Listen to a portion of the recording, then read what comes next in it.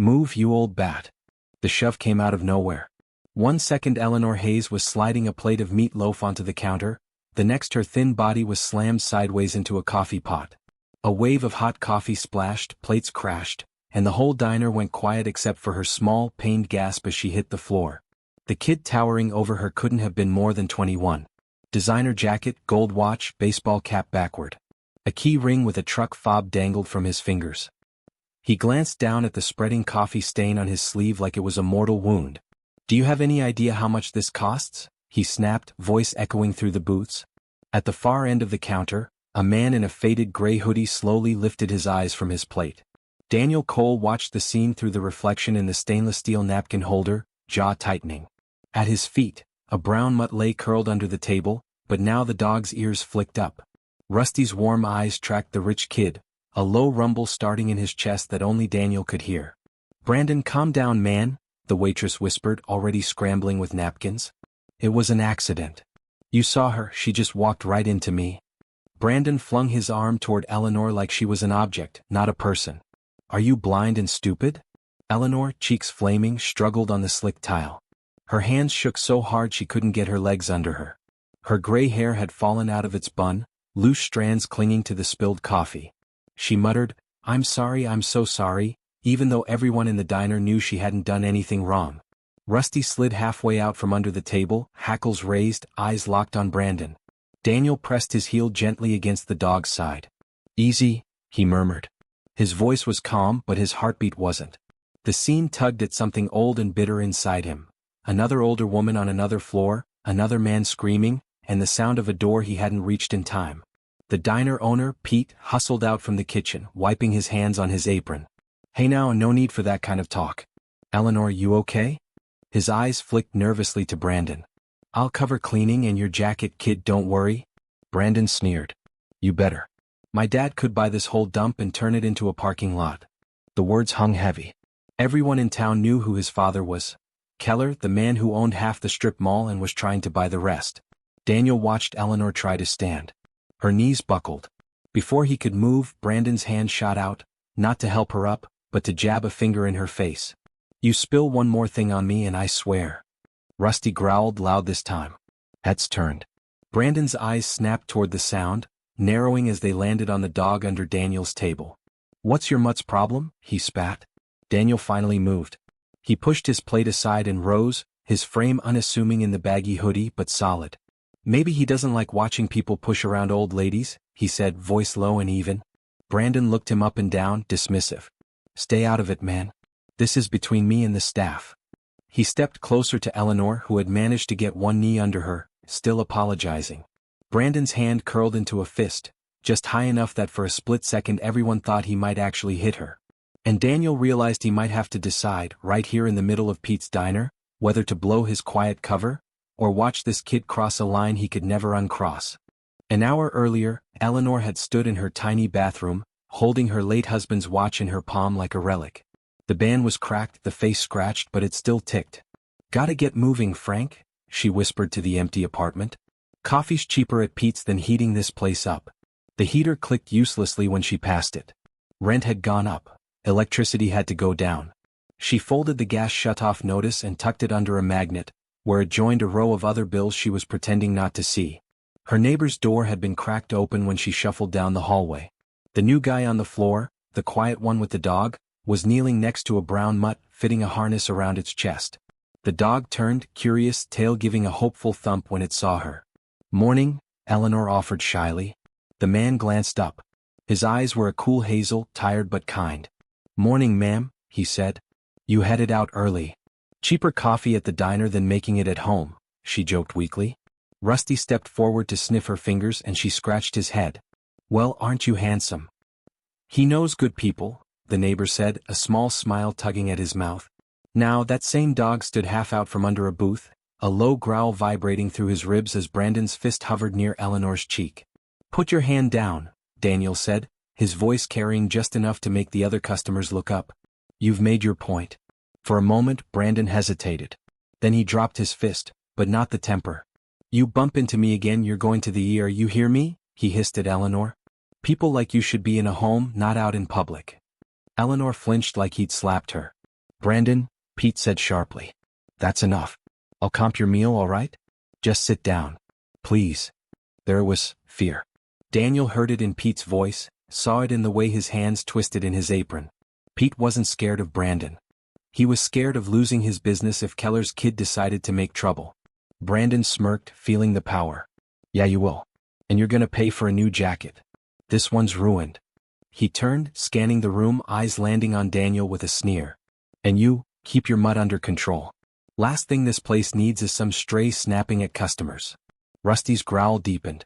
Rusty down, Daniel ordered softly. The dog forced himself to lie, but his eyes never left Brandon. As Pete helped Eleanor back onto a stool, Brandon leaned in close to her ear, voice low enough that he thought no one else could hear. You cost people money again, and I'll make sure your landlord knows it. He listens to my dad. Would be a shame if he decided you're more trouble than your little apartment is worth. Eleanor's hand flew to her chest. Her world shrank to that one sentence. Rent, eviction, nowhere to go. Brandon straightened and sauntered toward the door, pulling out his phone. Daniel watched him angle the camera back toward the counter, snapping a quick photo of Eleanor and the diner before stepping into the bright afternoon sun. Rusty was already standing again, tense, staring at the door. Daniel's fingers curled around his coffee mug as the pieces clicked in his head. Keller, the landlord, Eleanor's worn shoes, her gas shut-off notice near the trash chute last week. Brandon didn't just want a free meal. He wanted leverage.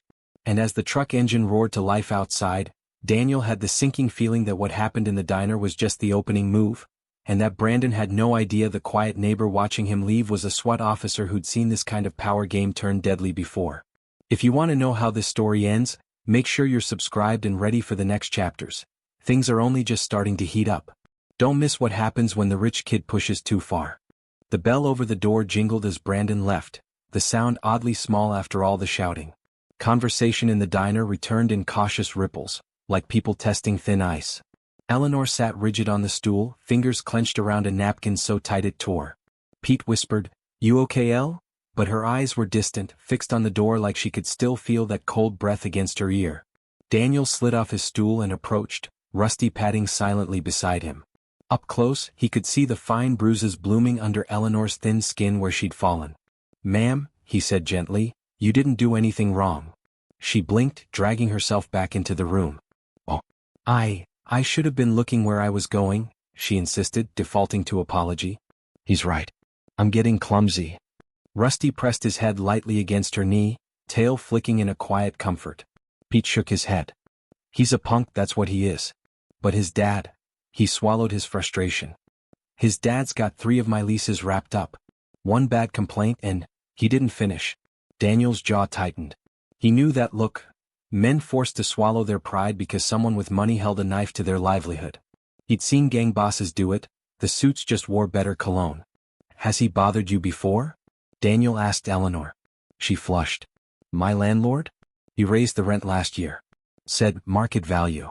Frank and I lived there 30 years, it was never market value before." Her eyes shone, but she blinked the tears away. "It's fine. I'm fine. I'll pay. I always pay." Daniel heard what she wasn't saying. She didn't know how she'd keep paying. Rusty's nose twitched. He suddenly angled toward the door, ears pricking. A moment later, a lifted truck roared past the front window, pausing just long enough for Brandon to shoot a smug look inside. His phone was up again, recording. "Is he filming me?" Eleanor whispered, shrinking back. "Don't look," Daniel said softly. But he looked. And he memorized the plate, the truck, the little decal with the Keller Realty logo in the back window. The truck peeled away. Daniel forced his voice casual. "Pete, you got a pen?" Pete passed him one. On a napkin, Daniel wrote the plate number and a few notes, folding it into his palm. Years of habit. Evidence came first. "Look, folks," Pete said, clapping his hands weakly, trying to bring the room back to normal. "Coffee's on the house for the rest of the lunch rush, all right? Show's over." Slowly the noise level rose again. Forks scraped plates. Someone laughed too loud at a joke. But the air felt thinner. "Can I walk you home?" Daniel asked Eleanor. She waved him off. "Oh no, dear, I'm just 2 blocks down. I'll be fine. You've got your dog to look after." She tried to smile at Rusty. "Thank you, sweet boy." Rusty licked her fingers, but as Daniel returned to his table to pay, the mutt kept glancing at her hunched back as she shuffled out the door, like he knew the story wasn't over. Outside, through the window, Daniel watched Brandon's truck parked across the street for a moment, engine idling, just far enough away to pretend he wasn't waiting. The kid lifted his phone again, filming the sidewalk. And when Eleanor stepped into frame, clutching her purse, Brandon's grin widened. Daniel's breath went cold. He realized Brandon wasn't just angry. He was hunting humiliation. And Eleanor had become his favorite target. As Daniel's phone buzzed in his pocket with a message from his sergeant about upcoming SWAT training, he had to ignore it, because at that exact second, Brandon's truck door flew open, and the rich kid started crossing the street straight toward Eleanor. Daniel was out of the diner before the bell stopped jingling. Rusty bounded after him, nails clicking on the tile, leash dragging. "Eleanor," Daniel called. She turned on the sidewalk, confusion on her face. Brandon, halfway across the street, slowed his strut, eyes flicking between Daniel and the older woman. "Relax, dude," Brandon said, lifting his hands like he was the reasonable one. "Just wanted to make sure Grandma here got home okay. Streets are dangerous and all." His smirk said the opposite. Rusty planted himself between Brandon and Eleanor, body low, muscles coiled. The growl rolling out of his chest left no room for misinterpretation. Daniel stepped up beside the dog, voice calm. "You've done enough for one day. Time to be on your way." Brandon's eyes narrowed. "You her bodyguard now?" He looked Daniel over again, trying to place him. "You a cop or something?" "Just a neighbor," Daniel replied. Technically true. He kept his stance relaxed, chin slightly down, hands visible. No sudden moves. De-escalate first. Always. Brandon's gaze slid to Rusty. "You should think about a leash, neighbor. Someone might call animal control on a dangerous stray." Rusty's lip lifted, flashing teeth. "Rusty," Daniel warned. The dog snapped his mouth shut, but the message was sent. For a heartbeat, something like uncertainty flickered over Brandon's face. Then a black SUV honked behind him. He glanced back, recognizing the driver. A cool mask dropped over his features again. "You got lucky today, Grandma," he said to Eleanor, backing away. "But like I said, people who cause trouble often find themselves looking for a new place to live." He mimed turning a key in a lock, then yanking it out. Eleanor's shoulders hunched. When Brandon slid into the passenger seat of the SUV, he didn't look back. The Keller Realty logo flashed on the door as it pulled away. Eleanor exhaled shakily. "I don't want trouble," she whispered. "I really don't." "I know," Daniel said. "Come on. I'll walk you home." Rusty trotted beside them, occasionally glancing back over his shoulder. The November air nipped at their cheeks as they moved through the small-town blocks. A laundromat, a pawn shop, a shuttered hardware store with a "For Lease, Keller Realty" sign in the window. At the apartment building, the hallway smelled like old carpet and someone's overcooked dinner. Eleanor fumbled with her keys. Daniel noticed the eviction notice taped not quite straight to the door across from hers. "You live here too?" she asked when she saw him glance at his own door. "Yeah," he said. "Moved in a couple months ago. Work transfer." "What do you do?" she asked politely. He hesitated. "Law enforcement," he said simply. It's what sounded heavy. People either clammed up or tried to impress him. "Well," she said, "law or no law, you were very kind today." Her eyes brimmed suddenly. "Frank would've? He always said there were still good men out there." Rusty nudged her hand as if to volunteer. She laughed wetly and scratched his head. "And good dogs too." Daniel watched her retreat into the dim apartment, the chain sliding across. He waited until he heard the deadbolt click. Inside his own place, the contrast was sharp. Tactical gear bag by the couch, rifle case locked and secured by the closet, photos of his unit on the fridge. A younger version of him stood in one, holding a shield, eyes too bright. Another showed a woman in a doorway clutching her child, SWAT helmets in the background. On the back, in his sergeant's handwriting, "We got there in time." He stared at that one for a long moment because it wasn't the one that haunted him. The one that haunted him didn't have a picture. It had a folded report and a name he couldn't forget. "Not again," he muttered. Rusty pattered over, resting his head on Daniel's knee. It was full dark now outside, streetlights flickering on. Daniel moved to the window and parted the blinds just in time to see a familiar lifted truck crawl slowly past the building, its exhaust puffing white clouds into the cold air. This time the truck didn't keep going. It rolled to a stop at the curb, right in front of the entrance to Eleanor's building. Every instinct screamed at Daniel to move. But training kept him still for 3 long breaths as he watched from the second-floor window. Brandon stepped out of the truck, shoving his hands into his jacket pockets like a kid sneaking a cigarette. He looked up and down the quiet street, then up at the building. His eyes swept the row of windows. Daniel dropped the blinds. "Rusty, stay," he whispered, already grabbing his jacket. His phone was in his hand as he slipped into the hallway, locking the door behind him. He thumbed a speed dial. "Ty, it's Cole," he murmured when his fellow officer answered. "Run a plate for me, Keller's kid." "Plate is?" He rattled it off quietly, listening to his friend's low whistle. "You poking that hornet's nest already?" Ty said. "He's been on our radar. Complaints, drunk driving, nothing sticks. Daddy sweeps it. Yeah, well, he shoved an old widow at Pete's today. Now he's parked outside her building," Daniel said, keeping his voice down as he reached the stairwell. "You want a squad car?" Ty offered. "Not yet. Just flag any calls from this address tonight. And if he so much as sneezes wrong, I want it on record he's been warned." "You got it. Be careful, man. He's slime but he's connected." "Story of my life," Daniel muttered, ending the call. On the first floor, Rusty's nails clicked behind him. Somehow the dog had slipped out before the door latched. Daniel considered sending him back, but something in Rusty's posture said the dog wasn't going anywhere. "Fine," Daniel murmured. "Heels? Stay close." They eased toward the front entrance. Through the small window in the door, Daniel saw Brandon at the base of the stairs, near the mailboxes. He wasn't alone. Another guy from the SUV had joined him, tall and thin with a buzz cut and a bored expression. "Why are we here again?" Buzzcut asked. Brandon tapped a piece of mail he'd pulled halfway out of a slot. "Old lady at the diner. Keller Apartments, same name on the envelope. My dad's tenant. She thinks she can cry poor and cause scenes? I just want to motivate her to stop making trouble." Buzzcut smirked. "That what we're calling it?" Brandon pulled something from his pocket, a small can of red spray paint. He shook it, the ball rattled ominously. "Couple words on her door. Maybe a little video for my followers. Some people need to learn when their time is up." Daniel's fists clenched. Rusty's growl started deep and low. Brandon's head snapped toward the sound. He stepped to the stairwell door and yanked it open. Daniel was halfway down the stairs when they locked eyes. "You again?" Brandon said, smile fading. His gaze flicked to Rusty, then to Daniel's stance, balanced, ready, the easy way he held himself like he'd been here before. Suspicion sharpened his features. "What are you, man? You sure you're just a neighbor?" Daniel descended the last few steps slowly, one hand open at his side, the other hovering near his belt where his badge sat under his jacket. "What I am," he said evenly, "is the guy telling you this is over. Right now. You turn around, get in your truck, and go home. We pretend you just had bad directions." Rusty planted himself at Daniel's left side, a silent warning. Buzzcut shifted.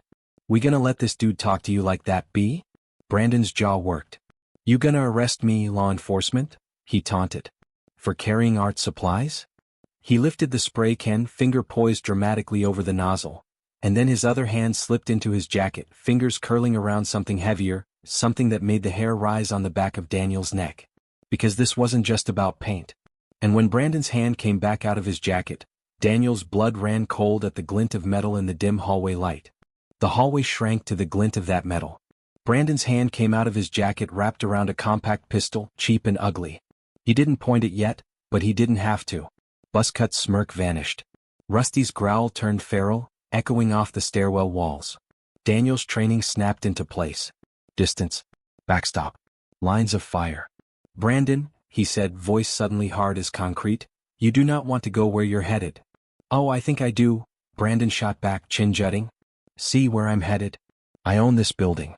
I can be wherever I want." He tilted the gun just enough to make his point. "And people who cause problems? They disappear." Behind Daniel, a door creaked open. Eleanor's voice floated out, thin and worried. "Is everything all right out?" "Stay inside, Miss Hayes." Daniel barked, sharper than he meant. The door clicked shut again. Brandon's eyes glittered. "Look at that. She listens to you. Maybe you are a cop." He took a half step closer, gun loose in his hand, trying to project casual power. "So what? You gonna shoot the landlord's kid hero? You'll be the one all over the news." He thought this was a game. Daniel slowly moved his hand to his jacket, keeping his motions smooth. "Last warning," he said. "Put the weapon on the ground, kick it away, and we all walk out of here with paperwork instead of funerals." Buzzcut shifted nervously. "B, this is stupid, man. I don't think he's bluffing." Brandon snorted. "Nobody in this town touches me." His gaze cut to Rusty. But I might start with that mutt if he doesn't shut up. That was it. Daniel yanked his jacket aside just enough to flash badge and holster. Police, he snapped. Firearm down now. The hallway's air went electric. For the first time, real fear flickered across Brandon's face. His eyes darted to the badge, to the dog, to the upstairs windows where curtains trembled. Witnesses. Phones. He clenched his jaw, pride wrestling survival. Man, drop it. Buzzcut hissed. He's a cop, dude. Brandon's grip tightened instead. Rusty, guard. Daniel ordered. The mutt exploded forward, teeth bared, not at the gun but at Brandon's wrist. Instinctively, Brandon jerked back, arm flailing. The pistol clattered to the floor and skidded toward the wall. Daniel moved. In 2 strides he was on Brandon, pinning him to the mailboxes, forearm across the kid's chest, other hand slamming his wrist to the wall. You just committed aggravated menacing with a firearm in a residential building, Daniel growled in his ear. Congratulations. You're officially out of Daddy's shadow. Buzzcut bolted for the door. Rusty, stop. Daniel barked. The dog lunged toward the fleeing man, snapping at his jeans, enough to leave a red tear across the denim and a perfect bite mark. Outside, a siren wailed closer. Someone upstairs had called 911. Brandon laughed breathlessly against the metal slots, equal parts panic and arrogance. You think that's gonna stick? My dad will bury you. You hear me? Bury you. As blue and red lights painted the stairwell through the glass, Daniel tightened his hold, feeling the tremor in Brandon's pulse. Because for the first time since he'd swaggered into Pete's diner, the rich kid sounded like he almost believed his own threat. By the time the patrol units arrived, the hallway was crowded, neighbors peeking out, phones raised, hushed commentary buzzing like flies. Officers swept up the pistol, secured Buzzcut, panting and cursing, outside by the truck and separated everyone for statements. Eleanor clutched her doorframe, face pale. I didn't mean to cause all this, she kept repeating. I just wanted a cup of coffee. Daniel's partner on the call, Officer Ramirez, touched her arm gently. Ma'am, you didn't cause anything. This isn't on you. Rusty leaned against Eleanor's legs, grounding her. Downstairs, Brandon sat on the curb in cuffs, spitting venom at anyone in earshot. You guys are done, he snapped. My father sits on the development board. He knows the chief. You like your pensions? Daniel finished his preliminary report by the patrol car, pen scraping against the form. Arresting an influential developer's son wasn't new, but it was never simple. He documented everything, the spray can, the gun, Buzzcut's half-hearted attempts to backpedal his comments. The black Mercedes that screeched up 10 minutes later was inevitable. A man in an expensive overcoat climbed out, face tight with fury. Keller himself. Square jaw going soft, hair more salt than pepper, but eyes sharp and cold. What did you do to my boy? He barked, marching straight toward Daniel like the uniforms were invisible. Daniel straightened. Sir, step back behind the line. That's my son, Keller snapped, pointing at Brandon, who immediately shifted into injured victim mode, rubbing his wrists like he'd been tortured. Are you the idiot who laid hands on him? I'm the officer who stopped him from threatening a senior with a gun, Daniel replied. Bodycams are on, Mr. Keller. I suggest you choose your next words carefully. Keller's gaze flicked to the cameras, recalculating. His tone dropped, silk over steel. Officer? Cole. Officer Cole, he said smoothly, stepping just close enough that only Daniel could hear the next part. You're new in town. You don't understand how things work here. This building? This diner everyone's crying about? They exist because I let them. You write the wrong thing in that report and suddenly your career stalls. Transfers dry up. Promotions pass you by. Rusty pressed against Daniel's leg, sensing the tension. A low growl vibrated from his chest. Keller wrinkled his nose at the dog. And get that animal out of my face. Daniel met his eyes. That animal just prevented your son from earning a felony conviction, he said softly. You're welcome. Keller's jaw clenched. We'll see what the DA thinks when my lawyers are done. In the meantime, he pulled a folded document from his coat and held it up. This was already in motion. Rent adjustment. 30 days notice. That old woman upstairs? She's behind, she causes trouble at my properties, she's out. Completely unrelated to whatever this is. Daniel's stomach dropped. You try to evict her in retaliation for a police report, and it will be related. Keller smiled without warmth. Prove it. Later, after Brandon had been transported, evidence tagged, and the hallway finally quiet, Daniel trudged back up the stairs. A white envelope lay on Eleanor's doormat, Keller Realty logo like a stamp of doom. Eleanor opened the door before he could knock, eyes already wet. Her hands trembled as she held up the paper. "He says I have 30 days, she whispered. "I've never missed a payment in my life. Where am I supposed to go?" Rusty rested his chin on her slipper, brown eyes filled with concern. Daniel looked from the notice to the dog to Eleanor's lined face. He'd taken a gun off the street, but somehow the weapon that scared him most was this single sheet of paper. Because Keller was right about one thing, on that kind of battlefield, justice was a lot harder to see, and even harder to win. Word of the diner incident traveled faster than any official report. By morning, someone's shaky phone video, Brandon shoving Eleanor, coffee flying, was on a local Facebook group. A clipped caption read, "Rich punk terrorizes widow at Pete's. His dad owns half the town." Comments exploded. People recognized the Keller truck, the logo, the last name. At briefing, Ty slid his phone across the table to Daniel. "You're trending, man," he murmured. The video had frozen on a frame where Daniel stood up from his booth, Rusty tense at his feet. "Great," Daniel muttered. "Exactly what I wanted. Internet fame." The lieutenant cleared his throat. "Cool. Keller's already on the phone with the chief," he said. "He claims you sicked your attack dog on his son." "This attack dog disarmed an idiot with a pistol," Daniel said evenly. "You have 3 body cams, 2 civilian videos, and a recovered weapon to prove it." "I know," the lieutenant replied. "I also know Keller has friends on the council. We'll back your report. Just keep your nose clean. No cowboy moves. And keep that dog on a leash when you're off duty. Last thing we need is grounds for a complaint." As if on cue, Rusty, waiting in the hallway, let out a sharp bark, like he resented being called a liability. After shift, Daniel bought extra kibble and a rotisserie chicken on his way home. It felt like penance. In the hallway, he found Eleanor struggling with 2 grocery bags, eviction notice folded in her coat pocket like a ticking bomb. Her face lit up at the sight of Rusty, then dimmed when she saw the worry in Daniel's eyes. "I saw the video," she said quietly. "My niece showed me. People are saying such awful things about that boy. I don't want him hurt. I just want to stay in my home." Daniel's throat tightened. "You shouldn't have to choose." Rusty sniffed her bag, then whined, pawing lightly at her sleeve. "I'm fine, sweetheart," she told the dog. "Just a little tired." She wasn't fine. That night, the building seemed to hold its breath. Wind rattled a loose gutter, a TV blared through thin walls, somewhere a baby cried. Around midnight, Rusty jolted upright on Daniel's bed, ears pricked. "Easy," Daniel mumbled, half asleep. Rusty didn't relax. He leapt off the bed, whining, pawing at the door, then at the shared wall toward Eleanor's apartment.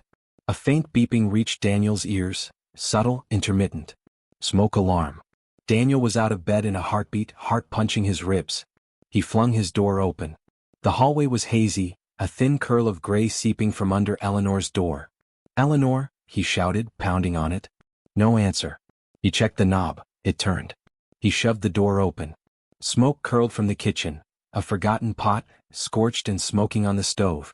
On the couch, Eleanor lay slumped sideways, one arm hanging limp, the TV flickering blue across her ashy face. Rusty darted inside, barking frantically, circling her. "Miss Hayes." Daniel coughed, crossing the room in 3 strides. He shook her shoulder gently. "Eleanor." Her eyelids fluttered weakly. "Frank?" she murmured, disoriented. Her chest heaved like every breath hurt. He killed the burner, threw a wet towel over the pot, then grabbed the throw blanket from the back of the couch and draped it over her thin frame. "You're okay," he said, more to convince himself. "We're getting you out." As he lifted her, she clutched his sleeve with surprising strength. "Don't make a fuss," she whispered. "I don't want them thinking I can't live alone. They'll. Her voice broke. Rusty whined, licking her hand. Daniel carried her toward the door, smoke stinging his eyes, sirens already wailing in the distance. Someone had pulled the alarm.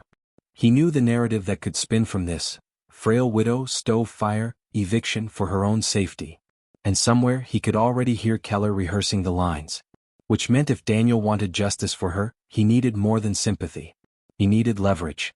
As firefighters stormed in and paramedics took Eleanor's vitals, Rusty nosed something under the coffee table, a glossy paper half kicked under, maybe dropped earlier. He pawed it toward Daniel, a Keller Realty flyer featuring smiling tenants, and a small QR code in the corner linking to Brandon's smug influencer account. On the back, in Brandon's messy scrawl, were 4 words that made Daniel's blood run cold. Tonight we finish this. Eleanor spent the night for observation at County General. Mild smoke inhalation, dehydration, and too much stress, the doctor said, frowning over her chart. She needs rest, stability, and no more surprises. Stability. The one thing Keller's notice had yanked away. Rusty lay on the hospital floor by her bed, chin on paws, eyes tracking every nurse. They tried to send him out. He'd simply parked himself by the door and refused to budge until Daniel negotiated a compromise. Therapy dog, off-duty cop were not in anyone's way. Eventually, the charge nurse had relented with a sigh. "You have good instincts, don't you?" Eleanor whispered, weak fingers stroking Rusty's ears. "You knew something was wrong before I did." Daniel stood at the window, phone to his ear. "Ty, I've got more," he said. He read the scribbled words from the back of the flyer. "You add that to the spray paint, the gun, the video at the diner, that's a pattern." Ty whistled. "DA's already looking at intimidation of a protected class. Senior tenant, potential retaliation. Keller thinks this is civil, we can make it criminal." "What about the eviction notice?" Daniel asked. "That's trickier," Ty admitted. "But if we can show it's tied to her cooperating as a witness? Different ballgame. Get me copies. Dates, times. Everything." By morning, the diner video had been picked up by a local news blog. They'd found Brandon's influencer page through that same QR code. His older clips showed him mocking service workers, revving his truck at pedestrians, laughing as he filmed a homeless camp from his leather seat. The comments had turned on him overnight. One post stood out, a still frame of Eleanor on the floor, coffee splattered, with the caption, "She worked 30 years at this diner. He tried to throw her out of her home for spilling coffee." Underneath, hundreds of people tagged the city council, the police department, even Keller Realty's corporate account. Keller posted a statement by afternoon: "Regret, concern, unfortunate misunderstanding." He suspended Brandon from all company activities and denied any connection between the incident and standard rent adjustments. Daniel read it on his phone at Eleanor's bedside and felt bile rise. "This is what he does," he told Ty later at the station. "He wraps cruelty in policy and calls it legal. So we unwind it," Ty said. He slid a folder across the desk. "DA wants to move on the intimidation and menacing charges for Brandon. But there's more. Keller's properties are under federal housing incentives. They take tax breaks for senior tenants. If we prove retaliation, those breaks go bye-bye. That's leverage." Daniel flipped through the documents, the old anger in his chest mixing with something new, hope. "What do you need from me?" he asked. "Your report. Your body count. That flyer with his little finish this note." And Ty hesitated. "Off the record? You grew up around guys like this. You know how they think. If you were Keller, what would you do next?" Daniel thought of Brandon's twisted pride, Keller's cold smile, the way he'd waved that eviction notice like a trophy. "If he feels cornered," Daniel said slowly, "he'll double down. Maybe not himself. But his kid? He'll convince himself he's untouchable. Restraining order or not, he'll want to prove it." "You think he'll go back to the building?" Ty asked. "Or the diner," Daniel said. "Somewhere she feels safe. Somewhere he can hurt her without laying a hand on her." Ty sighed. "We got a judge to sign a temporary restraining order this afternoon. He can't go near her, the building, or Pete's. It's paper, but it's something." "Paper didn't stop the eviction notice," Daniel muttered. That night, Daniel walked Rusty past the diner. The neon sign buzzed. Inside, Pete wiped down the counter between customers, shoulders hunched higher than usual. A copy of the news blog article was taped to the register. When Daniel stepped in, Pete looked up, eyes tired. "Heard they arrested the kid," he said. "He out already?" "For now," Daniel admitted. "But he's wearing conditions." Pete snorted. "Conditions? Guys like that think rules are for everybody else." Daniel's gaze drifted to the front window. Reflected faintly in the glass, beyond the row of parked cars, he saw the silhouette of a lifted truck creeping slowly down the opposite block. Rusty's ears flicked. "You see it too?" Daniel murmured. The truck didn't stop. It rolled past, pausing just long enough for the driver to angle a phone toward the diner. Daniel's gut twisted. Restraining order or not, Keller's kid was circling. And somewhere in that arrogant mind, a plan was forming. A final stunt to prove no piece of paper, no cop, no dog, and no poor old widow could tell him where he could or couldn't go. The call came just after midnight. Dispatch crackled over Daniel's nightstand radio. Units to respond, disturbance at Pete's diner, possible vandalism in progress. Suspect vehicle described as lifted black pickup, plates. Daniel was already yanking on jeans. Rusty hit the floor with a thump, tail stiff, head cocked like he understood every word. They took the stairs 2 at a time. The street was slick from a passing drizzle, reflecting red and blue as other units converged on Main. Daniel's unmarked cruiser slid into a side street as he killed the headlights and coasted toward the glow of the diner sign. Pete's place loomed ahead, neon signs sputtering. On the front windows, fresh red spray paint dripped angry slurs, dead weight, move out, old trash. The air stank of paint and exhaust. Brandon stood in the glow of his idling truck, hoodie up, mask tugged around his neck as if that would save him. Phone in one hand, spray can in the other, he was mid-rant to his followers. And they think they can cancel me? Over some clumsy old woman? Rusty's bark cut through the night. Brandon's head snapped around. His eyes widened when he saw Daniel and 3 uniformed officers step out of the shadows, red and blue lights flaring to life around him like a trap snapping shut. Brandon Keller. Ramirez shouted. Drop the can, drop the phone, hands where we can see them. You're in violation of a court order. For a fraction of a second, Brandon froze. Then, true to form, he chose the dumbest possible option. He bolted for the truck. Rusty, block. Daniel commanded. The dog flew, not at Brandon but into his path, planting himself like a furry barricade and barking with every ounce of lung he had. Startled, Brandon stumbled, foot skidding on the wet pavement. His hand slammed into the open truck door, phone flying, legs tangling. He went down hard, shoulder first into the side of the truck. The impact jolted the door, which slammed shut on his wrist with a crunch and a howl. The spray can bounced under the truck. The phone landed screen first in a puddle, still streaming, still recording every second. Officers were on him in a heartbeat, cuffing him as he screamed about lawsuits and broken bones. You did this, he spat at Daniel, writhing on the ground. You and your mutt. My dad is going to. Your dad is watching this live, Daniel cut in, holding up the dripping phone. Comments scrolled fast. Restraining order? He's breaking it on camera. Lock him up. Behind the officers, a black sedan screeched to a halt. Keller stepped out, face ashen, for once about 3 steps behind the moment. Brandon, he barked. Brandon's eyes lit with desperate hope. Dad. Tell them. Keller's gaze took in the spray paint on the diner, the flashing lights, the officers, the dog, the phone in Daniel's hand, and the small cluster of bystanders across the street, cameras raised. Something in his posture sagged. Officer Cole, Keller said hoarsely, can we speak? Daniel studied him. The man who had waved an eviction notice like a weapon now looked suddenly, painfully human, a father watching his son handcuffed on wet asphalt. We can speak downtown, Daniel said. Right now, all I've got to say is this. Your son violated a court order, vandalized a business and terrorized a senior. Again. On video. You told me to prove retaliation. Consider this Exhibit A. Keller swallowed hard. For the first time he had no clever answer. Later, at the station, under the harsh buzz of fluorescent lights, the DA's rep laid out the terms. Brandon would face multiple charges. Keller would cooperate. No pressure on witnesses, no rent adjustments for those who spoke up, or the DA would go after his tax incentives and every complaint buried over the last decade. In a small conference room off the main bullpen, Keller sat across from Daniel, hands clasped like he was holding onto something slippery. I built this town, Keller muttered. You bought this town, Daniel corrected. There's a difference. Keller's eyes lifted. You happy now? You got your pound of flesh? Daniel thought of Eleanor in her hospital bed, apologizing for making trouble. Of Pete wiping hateful words off his windows. Of Rusty staring at every closed door like he was waiting for someone to need him. No, Daniel said quietly.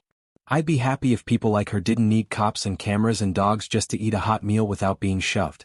I'd be happy if your son had learned years ago that being rich doesn't mean being cruel. Keller's gaze dropped to the table. What happens to her? He asked finally.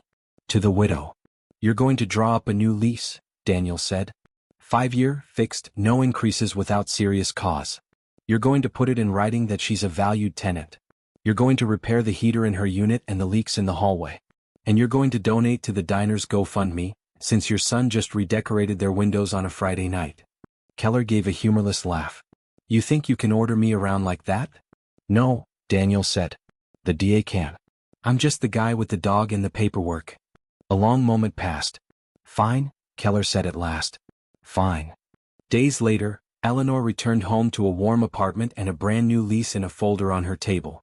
Pete's diner was busier than ever, regulars packing the booths, drawn by the story of the widow who'd stood her ground and the mutt who'd barked for her when she couldn't.